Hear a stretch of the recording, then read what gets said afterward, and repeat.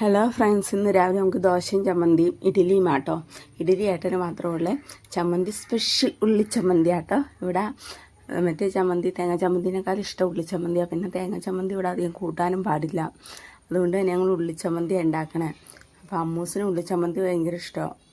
ഉള്ളിച്ചമ്മന്തിക്ക് പിന്നെ അധികം സാധനങ്ങളൊന്നും വേണ്ടല്ലോ. പിന്നെ എനിക്കും അതെ, തേങ്ങ ചമ്മന്തി ഇഷ്ടമല്ല.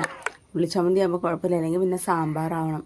സാമ്പാറും കൂടെ അങ്ങനെ കൂട്ടാൻ പറ്റില്ല, പരിപ്പ് ഇടണമല്ലോ. അതുകൊണ്ട് ഞങ്ങൾ ഇങ്ങനെയുള്ള കാര്യങ്ങളാണ് ഇപ്പോൾ കൂടുതലും കഴിക്കണേ. കുറേ ഫുഡൊന്നും ഇവിടെ കഴിക്കാൻ പാടില്ല ഞങ്ങൾക്ക്. അപ്പം അതൊക്കെ ഒഴിവാക്കിയിട്ടുള്ളതാണ്. അപ്പോൾ അതുകൊണ്ട് ചമ്മന്തി ഉണ്ടാക്കി. അപ്പോൾ ഏട്ടന് ദോശ ഇഷ്ടമല്ല, ഏട്ടന് ഇഡ്ഡലി മതിയെന്ന് പറഞ്ഞ്. അപ്പോൾ ഏട്ടന് മാത്രം ഒരു തട്ട് ഇഡ്ഡലി, ബാക്കി ഞങ്ങൾക്ക് 3 പേർക്കും ദോശ ഏട്ടൻ ഉണ്ടാക്കണേ. ഇവിടെ ഇഡ്ഡലിക്ക് സാമ്പാർ ഉണ്ടെങ്കിൽ മാത്രമാണ് അതുങ്ങൾ കഴിക്കുകയുള്ളൂ. എനിക്കും അതേ, ഇഡ്ഡലിക്ക് സാമ്പാർ കൂട്ടി കഴിക്കാനും ഇഷ്ടം. അല്ലെങ്കിൽ എനിക്കും ഇതുപോലെ ദോശയൊക്കെ ഉണ്ടാക്കുമ്പോൾ ചമ്മന്തി ആയാലും ഞാൻ കൂട്ടും, അല്ലെങ്കിൽ സാമ്പാർ അയക്കണം. ഇഡ്ഡലി ആണെങ്കിൽ സാമ്പാർ വേണം, ദോശ അല്ലെങ്കിൽ ചമ്മന്തി അത്ര തന്നെ. അപ്പോൾ അതില്ലാത്തത് കൊണ്ടാണ് ഇന്ന് ചമ്മന്തി ഉണ്ടാക്കണതുകൊണ്ട് ഞങ്ങൾക്ക് 3 പേർക്കും ദോശ ഉണ്ടാക്കണത്. ഉള്ളിച്ചമ്മന്തിയാൽ പോലും അതിൽ ഇച്ചിരി തേങ്ങ ഇടണം കേട്ടോ. ഉള്ളിച്ചമ്മന്തിക്ക് പ്രത്യേകിച്ച് അധികം സാധനമില്ല.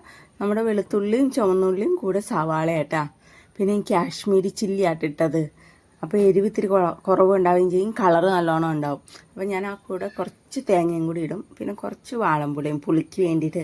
ഇപ്പോൾ തക്കാളി ഇടുന്നുണ്ടെങ്കിൽ ആ ഒരു വാളംപുളി നമുക്ക് ഒഴിവാക്കാം, പുളി ഇട്ടും. അപ്പോൾ ഞാനത് കുറച്ച് വെള്ളമൊക്കെ ഒഴിച്ച് നമുക്ക് ആവശ്യത്തിന് ലൂസ് ആവണ വിധത്തിൽ വെള്ളം ഒഴിച്ച് കലക്കിയെടുക്കാം. അപ്പോൾ ഞാൻ അധികം ലൂസ് ആക്കണില്ല, അധികം കട്ടിയും ആക്കണില്ല. അപ്പോൾ അങ്ങനെയുള്ളൊരു പരുവത്തിലാണ് എടുക്കണേ കേട്ടോ. അപ്പോൾ അതിൻ്റെ ഇടയിൽ ഞാൻ ദോശയും വെച്ചിട്ടുണ്ട്. ദോശ ഇടയ്ക്കിടയ്ക്ക് നോക്കിയില്ലെങ്കിൽ പെട്ടെന്ന് കരിഞ്ഞു പോകും, ചട്ടിക്ക് കനം കുറവായതുകൊണ്ട്. മറ്റേ നോൺ സ്റ്റിക്കിൻ്റെ അല്ല, മറ്റേ ഇരുമ്പിയട്ടി ആയതുകൊണ്ട് നമ്മൾ തീ നല്ലോണം കുറച്ചിട്ട് കറക്റ്റ് വേവ് നോക്കിയെടുക്കണം, അല്ലെങ്കിൽ കരിഞ്ഞു പോകും. ഇവിടെ ദോശ ഏറ്റവും കൂടുതൽ ഇഷ്ടം കണ്ണപ്പനാണ്. അപ്പോൾ ഏട്ടനുള്ള ഇഡ്ഡലി എടുത്ത് വെച്ചിട്ടുണ്ട്. ചമ്മന്തി ഏട്ടന് ശരിക്കും 4 ഇഡ്ഡലി കണക്ക്, പക്ഷേ ഇത് ചെറുതായതുകൊണ്ടാണ് ഞാൻ 5 എണ്ണം എടുത്തേക്കണേ. ഇതിലിപ്പോൾ മിക്കവാറും 2 എണ്ണം കഴിക്കുള്ളൂ, പനിയൊക്കെ ആയതുകൊണ്ട് കഴിക്കാനും സാധ്യതയില്ല.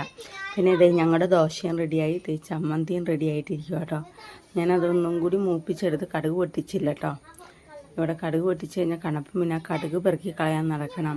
അപ്പോൾ അമ്മൂനുള്ള ദോശ എടുക്കുക. അമ്മ ആദ്യം കഴിക്കാനിരുന്ന്, അപ്പോൾ പപ്പയ്ക്ക് ഞാൻ ഇഡ്ഡലിയും കൊണ്ടേ കൊടുത്ത് അമ്മൂനുള്ള ദോശയും എടുത്തിട്ടോ.